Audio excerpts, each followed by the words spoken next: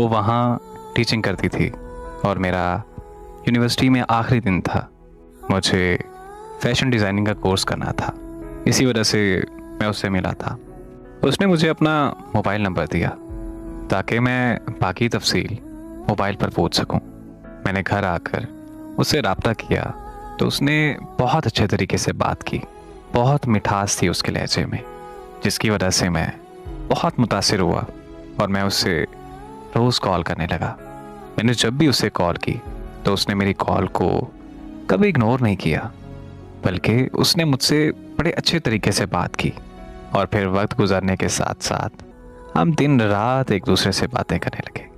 यहाँ तक कि वो यूनिवर्सिटी में लेक्चर लेते वक्त भी हमेशा कॉल पर होती थी और मैं उसकी आवाज़ का इतना दीवाना हो चुका था कि उसका लेक्चर घंटों घंटों तक सुनता रहता था। मुझे उसकी आवाज़ अपनी घिसा लगती थी। फिर एक साल बाद उसने मुझे बोला कि मेरे घर वाले मेरा रिश्ता ढूंढ रहे हैं। मुझे लगा कि वो मजाक कर रही है, इसलिए मैंने उसकी इस बात पर इतना ध्यान नहीं दिया और मैंने उसकी इस बात को इग्नोर कर दिया। फिर काफ़ी दिन हमारी बात नहीं हुई और एक दिन उसकी मुझे कॉल आई तो वो मुझे कहने लगी कि मुझे मुबारकबाद दो। मैं उसकी इस बात पर चौंक गया तो मैंने उससे वजह पूछी कि तुम किस मुबारकबाद की बात कर रही हो। उसने कहा कि मेरा निकाह हो गया है। उसकी ये बात सुनते ही मुझे ऐसा लगा कि जैसे मेरे जिस्म से जान निकल गई हो।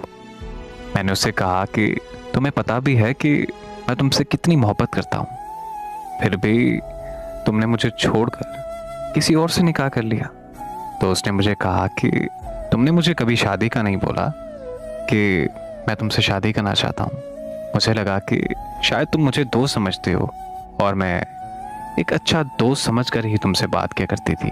ऐसी बात नहीं है कि मुझे तुमसे मोहब्बत नहीं थी, मुझे तुमसे बेशुमार मोहब्बत थी, लेकिन मैं डरती थी कि अगर मैंने अपनी मोहब्बत का इजहार कर दिया तो तुम नाराज़ हो जाओगे।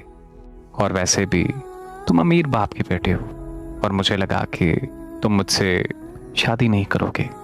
इसीलिए जहाँ मेरे घर वालों ने बोला मैंने वहाँ हाँ कर दी। मैंने उसकी बहुत मिन्नतें की कि वो निकाह तोड़कर मुझसे शादी कर ले, लेकिन वो किसी सूरत नहीं मानी। फिर यूं हुआ कि वो मुझे हमेशा के लिए छोड़कर चली गई। उसकी जुदाई ने मुझे पागल कर दिया है। आज मुझ पर यह आलम है कि मैं ऊंची ऊंची चीखें मार कर रोता हूँ और मेरी माँ मेरी हालत पर होती है। मुझे अब ऐसा लगता है कि उसकी जुदाई का दर्द मेरी जान ले लेगा, या फिर किसी दिन मैं खुद ही खुद को जला दूंगा। मेरे अल्फाज शायद आप लोगों को मेरा दर्द महसूस ना करवा सकें, क्योंकि मेरे पास वो अल्फाज ही नहीं जो मेरा दर्द बयान कर सकें। काश के कोई लफ्ज़ मेरी अज़ियत के मयार पर पूरा उतरे और मैं दुनिया वालों को बता सकूं कि मैं किस दर्द में मुब्तला हूं।